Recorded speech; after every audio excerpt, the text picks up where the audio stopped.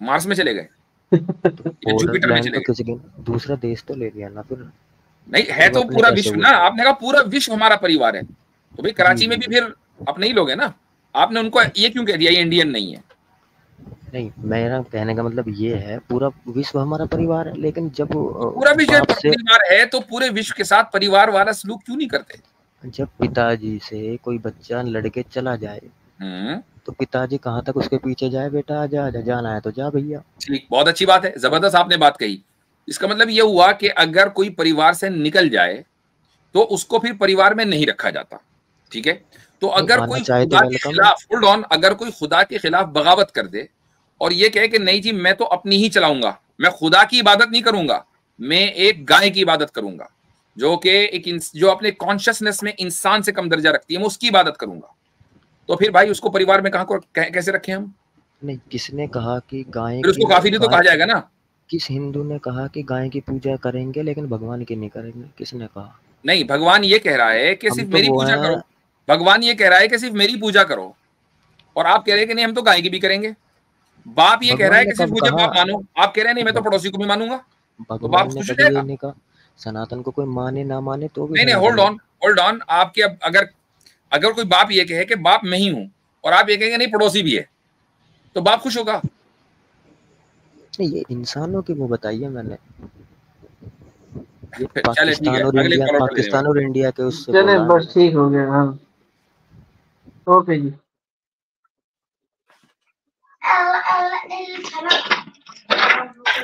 जी भाई, क्या नाम है इनका? मोहम्मद हसन। अस्सलाम वालेकुम मुफ्ती हसन साहब। जावेद। जी, अस्सलाम वालेकुम मुफ्ती साहब। वालेकुम सलाम। इसके बाद जो है एक्स मुस्लिम है ना, ये इनको ले लीजिए फिर।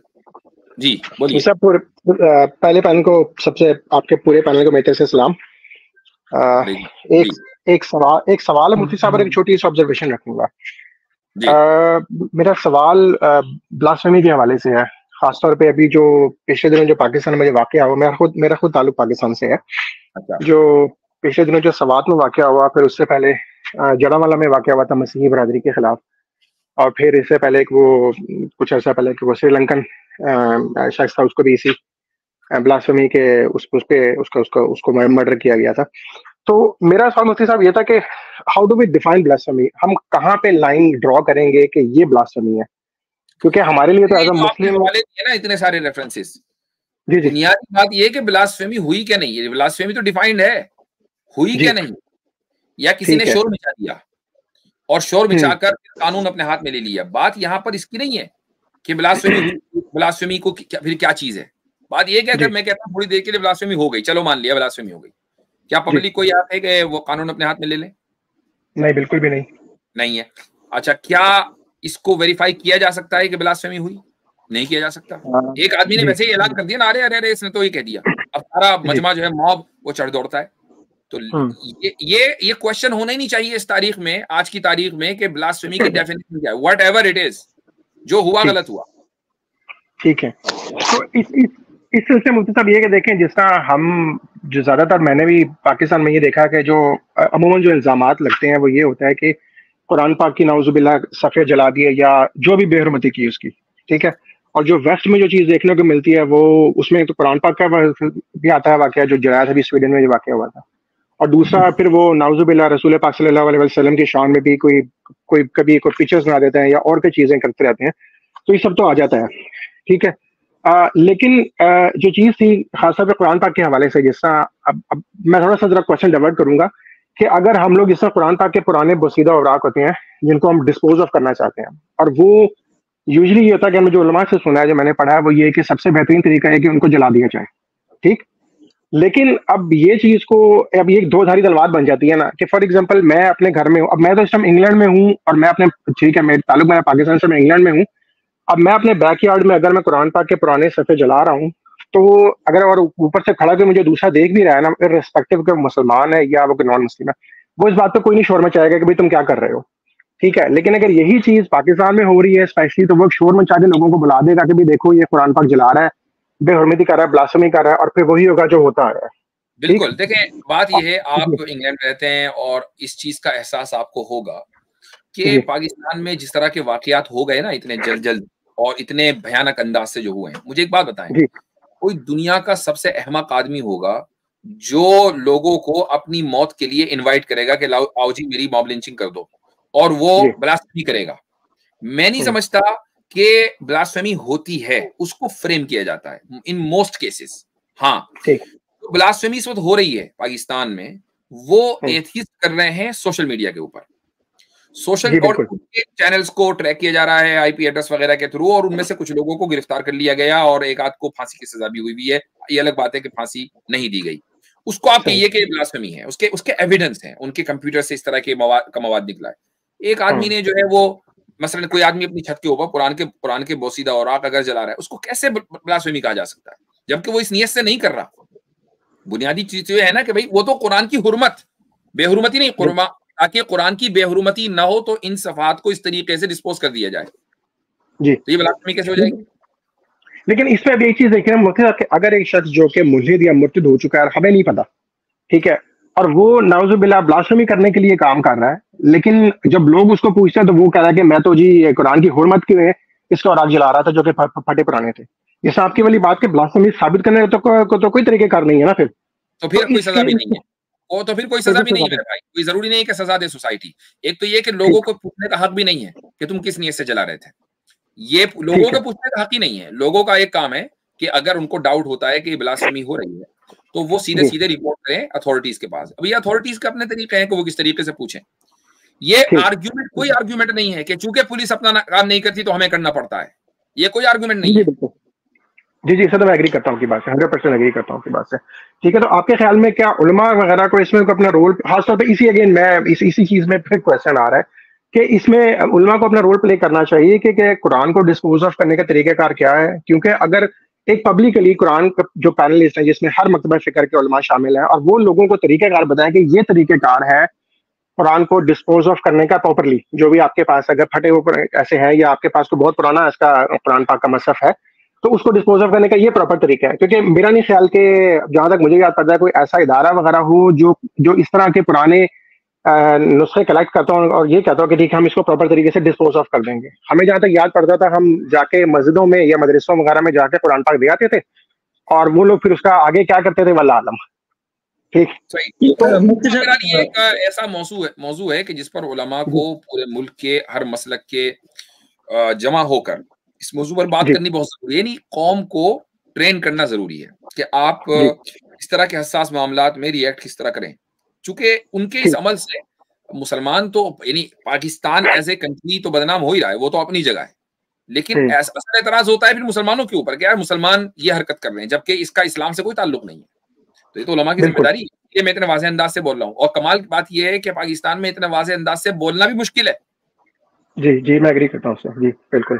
मतलब इसमें मुझे लग रहा है कि जो मॉब लिंचिंग्स होती है उसके रूट कॉज को जो है वो ट्रेस आउट करना बहुत ज़रूरी है। लोग आमतौर पे समझते हैं कि ये जो है इसका रूट कॉज मजहब है या इसका रूट कॉज जो है वो जिसको मजहबी जुनूनियत कहते हैं वो है। इसका रूट कॉज वो नहीं है। जो पाकिस्तान के अंदर जो कुछ हो रहा है उसका रूट कॉज जो है वो यानी कि कह लें कि पाकिस्तान का जो जहन है ना पूरा का पूरा, मतलब मैं इसमें पूरा बर्रे सगीर बल्कि पूरा बर्रे सगीर जो है वो एक दूही की जिंदगी जी रहा है। वो इमोशनली मजहबी है और जो है वो अपने प्रैक्टिकल लाइफ में और अपने रेशनल लाइफ में वो मजहबी नहीं है। ठीक है, एक डुअलिज्म की जिंदगी पूरा गुजार रहा है। तो जब डुअलिज्म की जिंदगी आप गुजारते हैं तो फिर और पूरा मुआशरे का अटैचमेंट आपका रिलीजन के साथ है, ठीक है, तो फिर बहुत आसान हो जाता है। ये फिर आप इंडिया में भी देखें ना कि मजहब के नाम पे किसी को फ्रेम करना और फिर उसके ऊपर जो है जुल्म करना बहुत आसान है। ये पूरे बर्रे सगीर का हाल है, बांग्लादेश हो, इंडिया हो या पाकिस्तान हो। उसकी बुनियादी वजह यही है कि जो पूरा मुआशरा है वो मजहब से बस एक इमोशनल अटैचमेंट रखता है और उसको अपने मादी समझें कि मनफात के लिए इस्तेमाल करना चाहता है। ये जितने भी केसेस हैं इसको निकाल के देखें, उसमें पता चलेगा किसी का बिजनेस का मसला था, किसी का कुछ मसला था, किसी का कुछ मसला था, किसी ने जाती जो है वो अपनी खुन्नस निकालने के लिए किसी का जाती झगड़ा था, किसी का बिजनेस में जो है पार्टनरशिप का कुछ मसला था। इस तरह की चीजें जो है वो निकलती हैं। तो इस पे काम करना बहुत जरूरी है। आप कर क्या रहे हैं? मतलब पाकिस्तान का क्या हाल है कि वो पूरा इंस्टीट्यूशनली जो है वो मादियत परस्त है। मतलब क्या पाकिस्तान की कोई पॉलिसी ऐसी है जो आखिरत को सामने रख के बनाई गई हो स्टेट की? नहीं है ना। तो जो मुआशरा आप इंस्टीट्यूशनली ऐसा बना रहे हैं, मादियत परस्त मुआशरा बना रहे हैं, और आप ये चाहेंगे कि लोग जो है वो मजहब को सही तौर पे इस्तेमाल करें, ये बहुत खतरनाक हो जाता है। तो ये डिफ्यूजन बहुत खतरनाक है, इसको समाज के अंदर से काम करने की जरूरत है। बाकी रहा डिस्पोज करने का तरीका, तो हमारे यानी कि मैं हिंदुस्तान से हूँ, तो हमारे यहाँ आम तरीका ये है कि लोग कब्रिस्तान में जाके उसको दफन कराते हैं, जो भी कुरान वगैरह होता है उसको कब्रिस्तान में दफन कराते हैं। और आई डोंट थिंक के इंडिया, पाकिस्तान, बांग्लादेश जैसे जगहों में जो है डिस्पोजल का कोई इंस्टीट्यूशनलाइज तरीका अपनाना चाहिए मुसलमानों को। जो हमारा ऑर्गेनिक तरीका है उसको ही बाकी रखना चाहिए। बाकी यूरोपियन कंट्रीज के हालात दूसरे हैं, तो वहाँ मतलब कब्रिस्तान करीब में होते भी नहीं, वहाँ जो है वो कुछ यानी कि कम्युनिटी, जो एक मुस्लिम कम्युनिटी होता है वो ऑर्गेनिक वे में नहीं होता, बहुत दूर दूर में घर होते हैं, मसाजिद बहुत दूर में होते हैं, कम्युनिटीज। तो वहाँ इस तरह का काम कर सकते हैं कि कोई एक इंस्टीट्यूशन हो जो कुरान की जो वो बोसीदा नुस्खे हैं उसको कलेक्ट करने का इस्तेमाल करें। बाकी जो हमारा ऑर्गेनिक सोसाइटी है उसमें वही ऑर्गेनिक तरीका अपनाना चाहिए, जिससे यानी कि हम ज्यादा अपने आप को करीब महसूस करें कुरान से और उसके समझे के उसकी रूप से। ठीक है, चलें जी, शुक्रिया, बहुत शुक्रिया। सलाम। एक्स मुस्लिम क्या है भाई, ये कहाँ गया? अरे नहीं, वो किधर गया? हाँ, कभी ये बंदा कुछ बन जाता है, कभी कुछ बन जाता है, समझ नहीं आता। अभी प्राइवेट चैट में इतनी बदतमीजी से बातें कर रहा था यार, समझ नहीं आता। अच्छा, बदतमीजी कर रहा था ये? क्यों भाई, बदतमीजी क्यों कर रहे थे? ब्लास्फेमी कर रहा था मुफ्ती साहब। चले फिर दफे करें, ऐसे आदमी को ब्लास्फेमी कर रहा था तो हम तो सोच रहे थे इससे बात करेंगे। अच्छा, ये आर्या। हेलो मुफ्ती जी, कैसे हैं आप? बिल्कुल ठीक। मैं पिछली बार आया था और रेप वाले टॉपिक पे हम बात कर रहे थे, तो आप कुरान और हदीस में रेप दिखा रहे थे मुझे। मैंने देखा कि आप राइटल रेप वाले हैं क्या? हमारी बात हो चुकी है एक बार। नहीं, ये वो नहीं है हजरत। अच्छा, हमारी बात हो चुकी है एक बार, पता नहीं कब हुई होगी क्या। पता नहीं किस मौजू पर थी। मेरा भाई भी थे यहाँ पे, मेरा भी यहाँ पे थे जब वो दईफ हदीस कोट कर रहे थे तिरमिज़ी की।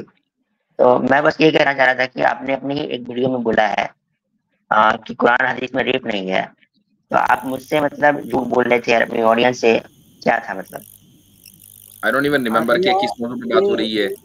ये वो है हजरत जो कभी तो शायद चिल करने वाले अगर ना हो तो ये दूसरे हैं। जितना मुझे याद है मुफ्ती साहब, इनका क्लेम ये था और जिना में शायद कि इस्लाम में रेप भाई चिल बिल्कुल जिना को ये रेप में उसको कर रहे थे, शामिल कर रहे थे। मैं कह रहा था कि कुरान वगैरह में रेप वगैरह का जिक्र नहीं है इस्लामिक टेक्स्ट में, मेरा क्लेम ये था। तो मुफ्ती जी दिखा रहे थे मुझे। मुझे वो वीडियो देखनी पड़ेगी, लेकिन बहरहाल अगर ओरिजिनल कॉन्वर्सेशन है तो यानी शुरू से अगर करें तो दोबारा रिपीटेशन हो जाएगा। लेकिन मेरा जो मौकिफ है वो ये है, और आई कैन बी रॉन्ग, वो ये कि कुरान और हदीस में, होल्ड ऑन, अब मुझे बोलने तो दे भाई। तो वो ये कि कुरान और हदीस ने जो सजाएं बयान की हैं उनमें रेप की सजा नहीं है बल्कि जिना की सजा है, और जिना जो है वो कंसेंशुअल होता है। बाकी जो सजा रेप की है वो ताजीर है, और ताजीर के लिए कुरान में और हदीस में इसकी गुंजाइश है कि जो हुकूमत है वक्त की हुकूमत, वो कोई भी सजा दे सकती है उस रेपिस्ट को, वो संसार भी कर सकती है, वो फांसी की सजा भी दे सकती है, सजाए मौत भी, डिपेंडिंग करता है इस पर करता है कि वो कितना सीरियस क्राइम है। ये मैंने शायद उस वक्त भी कहा होगा और आज भी मैं यही कह रहा हूँ। जी मुझसे इसमें ये भी समझना है ना कि कुरान या सुन्नत जो है वो इस तरह की चीजों को क्लियरली क्यों नहीं जो है वो हद के डेफिनेशन में लाता है। इसको समझना, इससे इस्लाम की साइकोलॉजी को समझना बहुत मदद मिलती है। ये रेप है या लवातत है, ये सब जो है वो गैर फितरी काम है, यानी कि वो एक जो सभ्य मुआशरा होगा, सब समाज होगा, वो सोच भी नहीं सकता इसके बारे में कि वहाँ रेप एग्जिस्ट करेगा।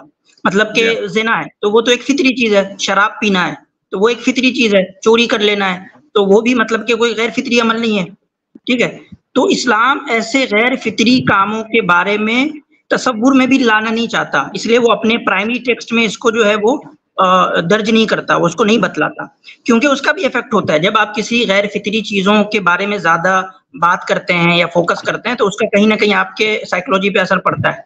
इसलिए इस्लाम जो है वो इस तरह की चीज, गैर फितरी चीजों को वो स्टेट के ताबे कर देता है कि भाई देखो वक्तन फवक्तन गैर फितरी चीजें माशरे के अंदर जो है पैदा होती रहती है, समाज में पैदा होती रहती है, इसको डील कर लेना तुम अपने वक्त के हिसाब से। जी भाई। नहीं मतलब उस दिन तो आप मतलब कुरान की आयतें कोट कर रहे थे, पता नहीं क्यों, पर आपने वीडियो मेरी काट के भी डाली हुई है चैनल पे। ठीक है, मैं वही कह रहा हूँ ना कि मेरे जहन में नहीं आ रहा है कि वो एग्जैक्ट डिस्कशन क्या है, तो जब तक कि वो वीडियो सामने आएगी ना तो मैं नहीं कह सकता। हो सकता है कि वो उसका कोई एक पॉइंट हो जिस पर मैं कुरान की आयत कोट कर रहा हूँ, लेकिन रेप की कोई सजा कुरान में तो मौजूद नहीं है, ये तो हमें पता है। सुन्नत में मतलब रेप का भाई साहब जो ज़िना बिल कराहत है उसका तज़किरा है, लेकिन उसकी सजा नहीं मुतय्यन है। मुफ्ती जी आपने कहा था कि कुरान हदीस दोनों में नहीं है रेप की सजा। ये बात नहीं कर रहे हैं, हम कह रहे हैं सजा की बात कर रहे हैं। हम कह रहे हैं कि ज़िना बिल कराहियत क्या लवातत का जो है वो तज़किरा नहीं है कुरान में, है ना, लेकिन उसकी सजा जो है वो मुतय्यन नहीं की गई है। उसकी वजह क्या है कि वो गैर फितरी अमल है, वो गैर फितरी अमल है, ठीक है। दूसरी तो वो मुआशरे के अंदर ज्यादा होना ही नहीं चाहिए, सबसे पहली बात कि मुआशरा जो है उसकी तरफ सोचे भी नहीं ज्यादा। दूसरी बात ये कि जब गैर फितरी अमल होता है ना तो उसकी इंटेंसिटी में बहुत फर्क होता है। मतलब जिना जो है, जिना जब होगा ना, जब जिना होगा तो वो 100 केसेस में अगर 100 केसेस लाएंगे तो वो ऑलमोस्ट सारे सिमिलर होंगे, लेकिन रेप के आप 100 केसेस उठाएं, कोई बहुत ज्यादा ब्रूटल होगा, कोई गैंग रेप होगा, कोई एक आदमी करेगा, कोई जो है वो सैडिस्ट होगा बांध के करेगा, कोई जो है वो नशे में किसी को करेगा, कोई उसकी ऐसी सारी कैफियत हो सकती है गैर फितरी अमाल की कि उसको हम एक इसमें नहीं बांध सकते। इसलिए ऐसी सजाओं को जो है वो ताज़ीरन स्टेट के हवाले किया गया इस्लाम में कि भाई स्टेट जो है वो हर, अगर देख इसकी वजह अगर हद मुतय्यन हो जाती ना हद, तो फिर स्टेट जो है ना कम कर सकती है सजा, ना ज्यादा कर सकती है। अब एक बहुत ब्रूटल रेप हुआ है, गैंग रेप हुआ, 10 लोगों ने मारा, ठीक है, रेप कर दिया, और बहुत सारे यानी कि ऐसी चीजें थी जो वहशतनाक थी, तो अब स्टेट जो है उसकी सजा को बहुत इंटेंस कर देगी, उसके पास इख्तियार है। और अगर ये हद मुतय्यन कर दिया जाए तो फिर ये इख्तियार नहीं होता। लेकिन आसिम भाई अगर स्टेट जो है, होल्ड ऑन आमिर भाई आए हैं। अस्सलाम वालेकुम रहमतुल्लाह। वालेकुम अस्सलाम वरहमतुल्लाह। वालेकुम अस्सलाम वरहमतुल्लाहि व बरकातहू। तमाम अहबाब को बड़ी माजरत, एक तो ताखीर से, बहुत ही ताखीर से, और थोड़ा बाहर निकला हूँ तो इसलिए। जी जी चिल करने के लिए आए हैं। चिल करने के लिए जी। अच्छा हजरत, सबसे पहले तो सबको सलाम, बहुत प्यार भरा। ये डॉज कर रहा है, ये जो चिल पिल है ना जी, इनको पिल पहले भी दी थी और उस कीड़े को हमने किल भी अल्हम्दुलिल्लाह किया था उसी वीडियो के अंदर। अच्छा। तो जी, मगर चूंकि इनके यहाँ पुनर्जन्म का है तो कीड़े भी पुनर्जन्म लेते हैं, तो इन्होंने भी ले लिया। अच्छा हजरत, ये थी कि उस वक्त जो बात हुई थी, एक हदीस और आपकी तरफ से आयत पेश की गई थी और एक हदीस पेश की थी जिसमें इनका सवाल, ये डॉज करते हैं, सवाल ये था कि क्या कुरान या हदीस में रेप वर्ड आया, रेप के लिए जो वर्ड यूज होता है अरबी जुबान में वो आया है। तो ये बात हुई थी। अब ये आकर कह रहे हैं कि सजा। हाँ, अब ये आकर कह रहे हैं सजा के हवाले से क्या बात हुई। तो उसमें हदीस का भी एक रेफरेंस पेश किया गया था। बीच में नहीं बोल भाई मेरे बीच में ना बोल। और भाई खामोशी से, भाई मैं हजरत से बात कर रहा हूँ, खामोशी से। क्या हो गया, आप बात करना, तसल्ली से बैठे हो, उतारा तो नहीं आपको। तो ये हजरत डॉज किए दो चीजों में कर रहे हैं। उस वक्त आपकी तरफ से बिल्कुल आपको याद आ गया होगा जी। जी ठीक है कि कराहत के साथ जिसको मजबूर किया जाए सेक्सुअल इंटरकोर्स के लिए, उसके लिए जो टर्म इस्तेमाल हुई थी कुरान में, उसकी आयत आ गई थी, एक हदीस पेश की। ये मेरे पास भी आया था सेम अपना चिल पिल लेकर। वहां पर वो सूरह नूर की युक्रिहुन्ना फइन्नल्लाह मिन बादी इक्राहिहिन्ना गफूरुर रहीम जो आयत है जी बिल्कुल। अच्छा, उसमें जो हदीस पेश की थी, उसके ऊपर भी जो इन्होंने इतराज किया था मेरे पास आकर के, जो हदीस तुमने सुनन तिरमिज़ी की पेश की गई थी वो सनदन ज़ईफ है। उस वक्त भी मैंने इनको ये चीज समझाई थी कि जब आपने लिंग्विस्टिकली स्पीकिंग, ग्रामेटिकली स्पीकिंग, जब आपने किसी लैंग्वेज के अंदर किसी वर्ड को डिस्कवर करना होता है तो उस वक्त सनद नहीं, मतन के ऊपर बात की जाती है कि मतन में वो वर्ड क्लासिकल अरबिक के अंदर इस्तेमाल हुआ है। यही वजह है कि अरबिक ग्रामर के अंदर कई दफा जो पोएट्स हैं, शुआरा हैं, शायर हैं, उनके इस्तदलालात भी आपको दिखाई देते हैं। हालांकि क्या हम किसी हर शायर से मुत्तफिक हैं कि उसने जो कहा वो ठीक है, मगर शायर को कोट, यही मिसाल उनको उस वक्त भी दी थी। अब ये फिर आ गए हैं कि जी आप जैसे काफिर की पोएट्री को हम कोट करते हैं। बिल्कुल बिल्कुल कोट जानी था। हाँ मुफ्ती जी, आपने अपनी वीडियो में ये कहा है एज इट इज कुरान और हदीस में रेप नहीं है, ऐसा आपने एग्जैक्टली बोला है। रेप की सजा ये बिल्कुल गलत बोल रहे हैं, ऐसा कुछ भी नहीं, ये बिल्कुल गलत बोल रहे हैं, वो वीडियो मौजूद है, मैं मौजूद था, मैं गवाह आ गया हूँ, गवाह आ गए, सही बात है। आप वीडियो चला दो, ऐसा करो, आप वीडियो चलाओ। मैं प्राइवेट चैट में लिंक डाल देता हूँ, प्ले कर। लिंक नहीं चाहिए हमें वीडियो चला के दें, लिंक नहीं हम ओपन करते, टाइमलाइन आपका काम है ना। मैं गवाह आ गया हूँ कि हजरत ने ये नहीं कहा। आपने वर्ड की बात की थी, वर्ड की आयत भी पेश की गई, मेरी तरफ से हदीस पेश की गई। मुझे भी याद आ गया, इस पर बात हो रही थी कि रेप, और ये भी बता दूं मैं, जब हमने ये कहा ना कि देखो ये लफ्ज है, कहने नहीं लफ्ज रेप तो नहीं है जी। आई थिंक ये रिसेंटली का मुझे बिल्कुल ईद के बाद एक गुफ्तगू हुई थी, उसमें मैं भी था उस स्ट्रीम में। ईद के बाद वाली मुझे एक स्ट्रीम का याद है जिसमें हमने प्रूव किया था कि बिल कराहत का जो लफ्ज है वो आया हुआ है। वही मैं कह रहा हूँ, कराहत के लफ्ज को हमने इस्तेमाल किया, तो ये कहने लगे नहीं रेप का लफ्ज दिखाओ कुरान में, वो कहां से दिखाएंगे भाई? मैं स्क्रीन शेयर करूं क्या? आपने नहीं रेप का शब्द, आप हमें टाइमलाइन बताएं किस जगह मैंने कहा कि कुरान और हदीस में रेप का जिक्र नहीं है। आपने अभी तो कहा कि रेप का लफ्ज कहां से दिखाया है? आपने माना रेप का लफ्ज नहीं है? नहीं, ये तो मैं भी कह रहा हूं लफ्ज रेप नहीं है। हां, अभी भी कह रहे हैं। आप ऐसे करें आर्या साहब ऐसे करें, यहाँ पर माशाल्लाह सब पढ़े लिखे लोग हैं, उनका वक्त बड़ा कीमती है। मेरा भाई सुन ले जरा, इनका वक्त बड़ा कीमती है। आप हमारे पास आ जाइएगा ना, उधर आकर मैं आपको जरा वो करवा दूंगा। आप अभी कुछ सवाल है, कोई एकेडमिक सवाल है, वो रखें, लोग मौजूद हैं।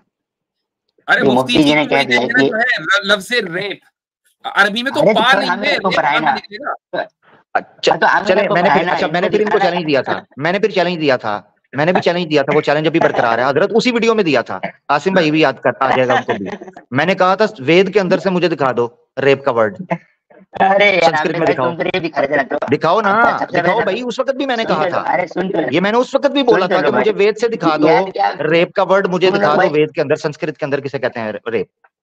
भाई पहले मैं अपने टॉपिक पे तो बात करने दो मेरे को। ओ भाई वो भी करते हैं, पहले आप दिखाओ ना, क्योंकि आपको लग रहा है, सुने आप क्या बेस बना रहे हो, रेप का वर्ड नहीं आया, फलाना नहीं आया, लिहाजा इस्लाम के अंदर रेप की कोई सजा नहीं है। आप ये बेस बना रहे हो, तो मुझे वेद से दिखा दो।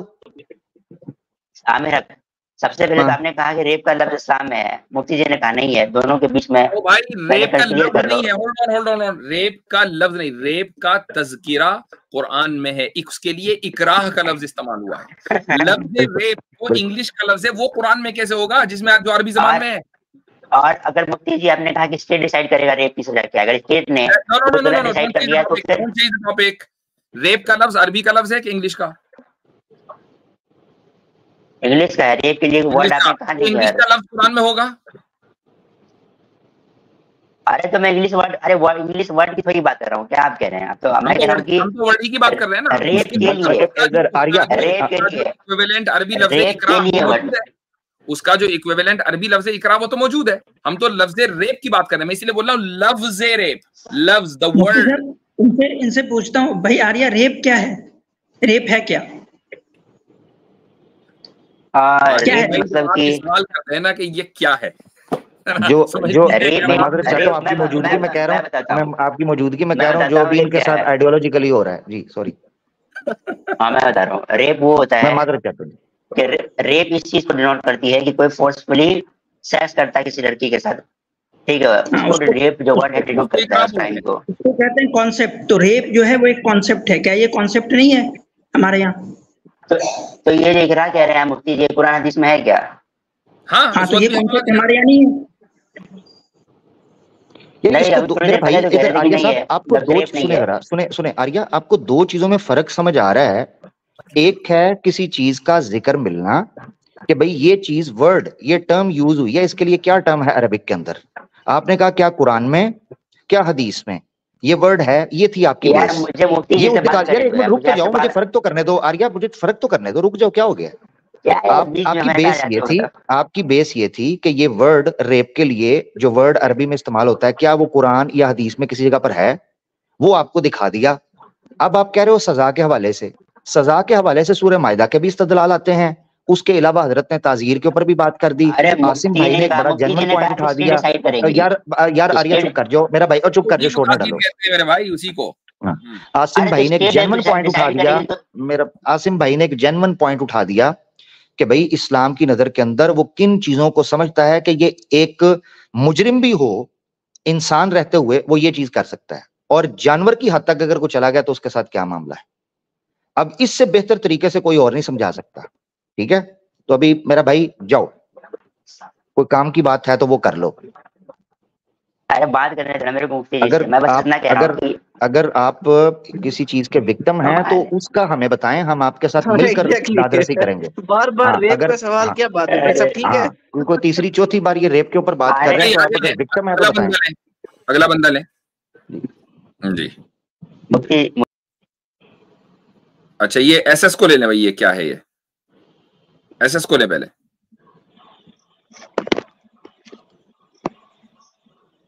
जी हेलो, सुब्रता विश्वास। हाँ जी सुनाई दे रहा है ना? हाँ बिल्कुल। सनातनी है भाई? ओके, नहीं सनातनी नहीं हूँ। बड़ी सोच कर बताया, क्या है? मैं उसमें मतलब उसमें उतना बिलीव नहीं है मेरा, ठीक है। फिर किसमें? तो वैसे किसी में नहीं है। किसी में नहीं है, ओके। तो ये कोई बिलीव है ही नहीं? बिलीव वैसे नहीं है, लेकिन नाम में विश्वास है और किसी चीज पर भी विश्वास नहीं है।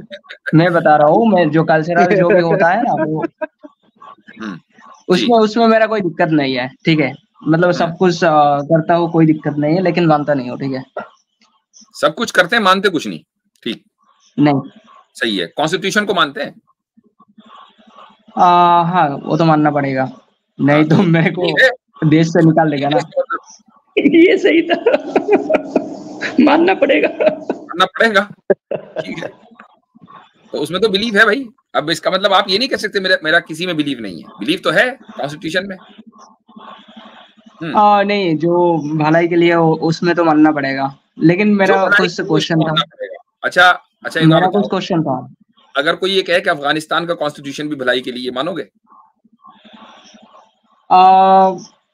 जब तक कोई ये दिक्कत नहीं होगा तब तक मान लूंगा, कोई दिक्कत नहीं। मतलब दिक्कत का मतलब जो होता है, जो ह्यूमैनिटी के लिए जो भलाई होगा तो वो तो भला होगा ना। ह्यूमैनिटी के लिए जो चीज अच्छी होगी आप मान लेंगे, ठीक है। तो ह्यूमैनिटी के लिए जो चीज अच्छी होगी डिसाइड कौन करेगा? आप करेंगे कॉन्स्टिट्यूशन?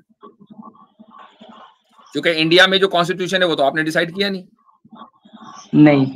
मेरे को सोचने का कोई तरीका तो होगा ना। ठीक है, मान लो आपने कॉन्स्टिट्यूशन जो ह्यूमन होता है उसके पास तो ब्रेन होता है, तो थोड़ा मतलब दिमाग तो होता है। मेरी बात नहीं समझे आप ये कह रहे हो कि कॉन्स्टिट्यूशन आपने इंडिया का बनाया नहीं, आपने डिफाइन नहीं किया उसके किसी आर्टिकल को, आप बस मान रहे हो, ठीक है। और आप ये कह रहे हो कि ये ह्यूमैनिटी की भलाई के लिए है। तो हम ये कह रहे हैं कि अगर अफगानिस्तान का कॉन्स्टिट्यूशन भी ह्यूमैनिटी की भलाई के लिए है, अब ये डिसाइड कैसे करेंगे आप कि नहीं ये ह्यूमैनिटी की भलाई के लिए नहीं है? कैसे डिसाइड करेंगे? उसमें मतलब देखूंगा कि भाई कोई किसी का कोई प्रॉब्लम तो नहीं होगा, क्योंकि जो हर बंदा के लिए एक ही रहेगा तो वो सही होगा। अच्छा, अगर हर बंदे के लिए एक ही रहे तो वो सही है, ये नहीं ये मेयार है? हाँ। ओके, अगर जरा सा भी फर्क हो गया तो सही नहीं है। तो इसका मतलब ये हुआ कि इंडिया में क्योंकि जो बंदा वो लॉ बनाएगा ना, जो बंदा वो लॉ बनाएगा उसको भी, हाँ जो बंदा लॉ बनाएगा उसको भी ऊपर अप्लाई करना चाहिए वो वाला, ठीक है। मतलब जो रिजर्वेशन अभी के लिए तो नहीं, क्योंकि अभी उसका जरूरत है, क्योंकि बहुत सारा बंदा है। मतलब क्या होता है मैं बताता हूँ। बहुत सारा बंदा है जो हायर कास्ट का, मैं बता रहा हूँ नहीं अभी के लिए इस सिचुएशन पे, क्योंकि बहुत सारा बंदा गरीब है, ठीक है। मैं ये कह रहा हूँ बात गरीब की नहीं हो रही है, बात क्लास सिस्टम की हो रही है। गरीबों का क्या मतलब? एक आदमी दलित फैमिली में है और वो बहुत अमीर है, डजंट मैटर, उसके पास पैसा खूब है, तो उसको तो रिजर्वेशन मिलेगा। क्यों? क्योंकि उसकी क्लास वो है, ओबीसी से आता है वो। आप जनरल कैटेगरी के बहुत गरीब हैं, आपको नहीं मिलेगा। अब बोले सही है?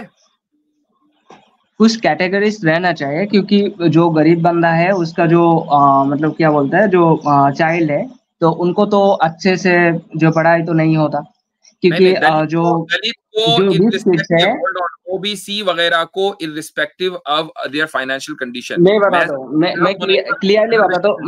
मेरे को 1 मिनट दीजिए, मैं क्लियरली बताता हूँ।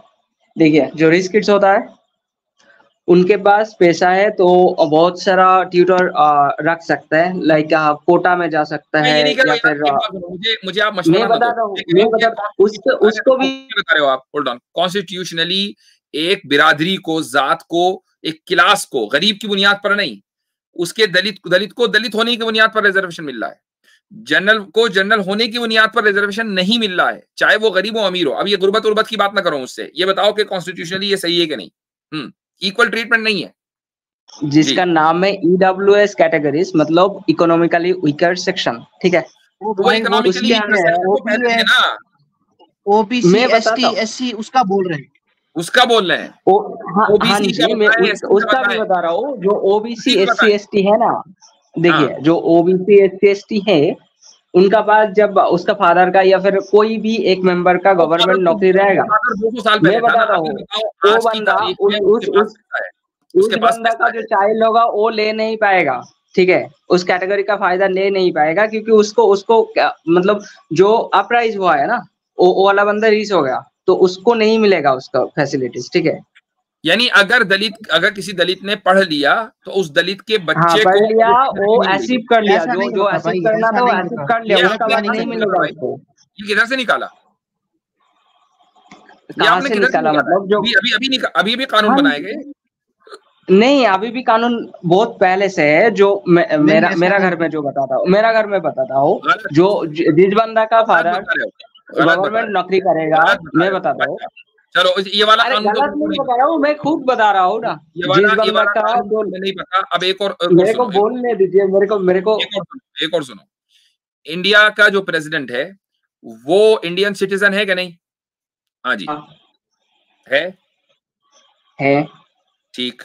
अच्छा, अगर वो कोई जुर्म करे तो उसके ऊपर तो कोई सजा नहीं आती, उसको इम्यूनिटी हासिल है, क्यों? हाँ, प्रेसिडेंट का ऊपर कोई सजा नहीं आती क्योंकि उसका जो पूरा कानून का सिस्टम है ना उनसे वो बाहर है। क्यों? मैं क्यों नहीं और आप क्यों नहीं हो? वैसे ही वो सिस्टम बनाया गया, ठीक है? क्यों बनाया? ये तो इक्वल नहीं हुआ ना, इक्वालिटी के खिलाफ है ना। उनमें इक्वल नहीं है, वहाँ पे इक्वल नहीं है। तो सिर्फ इंडिया के लिए नहीं है, मतलब हर कंट्रीज के लिए वैसे ही होता है। हर कंट्री में अगर ऐसा हो तब भी गलत है ना भाई, सारे सिटीजन बराबर है। गलत तो मुझे भी लगता है, लेकिन क्या करे, वो सिस्टम बनाया हुआ है। एक आदमी अगर पोजीशन पर बैठा है तो कानून से उसको एग्जाम्पशन हो, ये तो गलत बात है। हाँ, वो तो गलत बात है, लेकिन वो तो मतलब राष्ट्र का जो होता है ना, जो हायर एक बंदा है तो उनमें उसको मतलब उनसे वो बाहर है, पूरा कानून का ऊपर है। बाहर है, क्यों बाहर है? जब कॉन्स्टिट्यूशन वो तो मैं नहीं बनाया, वो तो मैं नहीं बनाया, वो जिन्होंने बनाया, जिन लोगों ने बनाया उनके पूछो, उनसे पूछो। नहीं, आप मैं तो नहीं बनाया। अभी आपने बोला मैं इसमें बिलीव करता हूँ, तो क्या करें? जब मैं अच्छा ठीक है, मैं जब कानून नहीं बनाऊंगा, कानून तोड़ूंगा, एक मिनट, जब मैं कानून तोड़ूंगा तब पुलिस मुझे लेकर पकड़ के लेके जाएगा। ये है कि जब मैं कानून तोड़ूंगा तब पुलिस तो मुझे नहीं, हिजरत करो, आप हिजरत करो, अफगानिस्तान वहां जाके सेटल हो जाओ, वहां के कानून को मानो, क्या मसला है? क्योंकि आपको लगता है कि इक्वालिटी अच्छी, तो वहां पर तो दबाकर इक्वालिटी है जी। तो जो मतलब देश है कहीं पे भी इक्वालिटीज नहीं है, ठीक है? जो एक ऊपर का जो बंदा होता है ना, उनके लिए आयन कानून के ऊपर है वो, हर कंट्रीज में वैसे ही होता है। तो तुम सऊदी देखो, उसमें चलो ठीक हो गया। अच्छा भाई, यार ये बड़े दिन के बाद विष्णु प्रभाकर आए हैं, लास्ट कॉलर हैं जी। नमस्कार मुफ्ती साहब, क्या हाल चाल है? वाह वाह वाह वाह, क्या बात है प्रभाकर भाई, स्वागत। आपसे बड़ी शिकायतें हैं आमिर भाई मेरी। वो तो सबको हैं। हाँ, वो नई बात है। मुफ्ती साहब, इन्होंने वादा किया था कुरान की कोई ऐसी कॉपी देने की जो प्रमाणिक हो। एक कॉपी मुझे मिली आपके माध्यम से, और उसको इन्होंने ये कह के खारिज कर दिया कि ये कादियानियों की है और ये कुरान असली वाली कुरान नहीं है। और मैं तब से हर स्ट्रीम पे जब भी नहीं देखता हूँ, मैं यही रिक्वेस्ट करता हूँ कम से कम एक कॉपी तो मुझे दे दें। कोई हाल नहीं। तो मुझे अब तक वो मिली नहीं, तो आज इत्तेफाक से आप दोनों लोग मुझे दिख गए, तो पहला क्वेश्चन तो मेरा ये है कि मुझे एक एथेंटिक जो है पीडीएफ दे दें जिसमें जो हिंदी और वो दोनों हो। और हजरत एक मिनट, मैं बात करना चाहता हूँ। वो किसने, कुरान किसने दिया आपको? आपने दी थी। किसने दिया? आपने दी थी, आप ही के माध्यम से मुझे। मैं वही तो कह रहा हूँ कि मैंने वो नहीं दिया, पता नहीं आपने कोई दूसरा लिंक निकाला या खुद सर्च किया, अब आप वो मेरे पे थोप रहे हैं। एक तो ये चीज मैं बार बार बोल चुका हूँ, एक तो ये चीज क्लियर होगी। दूसरी चीज मैंने आपके सामने रखा कुरान, आप कह रहे हैं जी कोई एक ऑथेंटिक कुरान ऑनलाइन पढ़ा है, अब आप कह रहे हैं पीडीएफ में मुझे हिंदी की ट्रांसलेशन के अंदर कोई ढूंढ के दिखाएं। सर्च करें गूगल के ऊपर, कोई ढूंढें, मिल जाता है, मेरे साथ शेयर करें। अगर आपने मुझसे सर्टिफिकेट लेना है कि आमिर हक किस ट्रांसलेशन को वेरीफाई कर रहा है, तो भाई ढूंढ लें यूट्यूब के ऊपर। मैं ऑनलाइन पढ़ता हूँ, ठीक है, नंबर 1। नंबर 2, मुझे ज्यादातर ट्रांसलेशन पढ़ने की जरूरत नहीं पड़ती कि अल्हम्दुलिल्लाह मैं कुरान जब पढ़ता हूँ तो वो पढ़ के तो वो कुरान अल्हम्दुलिल्लाह मुझे वैसे ही याद हुआ है। अल्हम्दुलिल्लाह, अल्लाह का शुक्र है। तो हमारा हाल सनातन कम्युनिटी की तरह तो नहीं है ना, जिन बेचारों को हिंदी भी ना आती हो। हाँ जी, सॉरी, है ऐसा बड़ी तादाद में। तो अल्हम्दुलिल्लाह हमने तो कुरान पढ़ा है, तो हमें तो ट्रांसलेशन की जरूरत नहीं पड़ती बहुत से मकामात के ऊपर। तो अब मिसाल के तौर पे ऐप है, इस्लाम 360 है, कुरान.com है, तंजील.org है, .net है, ये इन जगहों के ऊपर हिंदी के अंदर ट्रांसलेशन मौजूद है। अब वो उनको, अगर मैं कोई लिंक नहीं सेंड कर पा रहा, मैंने कितनी बार कहा मुझे ईमेल करें, तो कहते हैं जी कुरान कोई ऑथेंटिक नहीं है। विष्णु साहब क्या करते हैं आप? नहीं अच्छा एक मिनट विष्णु प्रभाकर जी, बात तो हो गई। अब एक ही बात को अगर कोई क्विक सवाल है तो कर लें, वरना फिर इजाजत दें। हाँ बिल्कुल, सवाल तो मेरा था मुफ्ती साहब, लेकिन समय कुछ ज्यादा ही हो रहा है फिर। हाँ, ज्यादा हो गया समय, फिर आप अगली मतलब जल्दी आइएगा। जी बिल्कुल, मुझे कॉन्सेप्ट ऑफ गॉड के ऊपर जो है आपसे बात करनी है और थोड़ा तफसील से बात करनी है। अगली मर्तबा करेंगे। जी बिल्कुल बिल्कुल, बहुत शुक्रिया आपका। ओके जी, ठीक है, चलें जी, शुक्रिया। आमिर भाई, बड़ी देर में आए आप।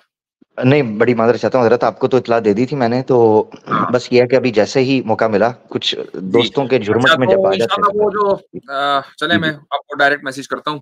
जी जरूर। तो चले जी, ठीक है। आसिम भाई तो जल्दी चले गए, जल्दी नहीं, बहुत आखिर में गए हैं, वो काफी टाइम उन्होंने लगाया। तो सभी अहबाब का शुक्रिया, नॉलेज इस्लाम, आतिफ साहब और आमिर भाई, आपके भी आने का जज़ाकुमुल्लाह खैरन। अस्सलाम वालेकुम वरहमतुल्लाहि वबरकातुहू। ठीक है, कल नॉलेज इस्लाम की स्ट्रीम है भाई, उनके चैनल पर। माशाअल्लाह। ओके, अल्लाह हाफ़िज़।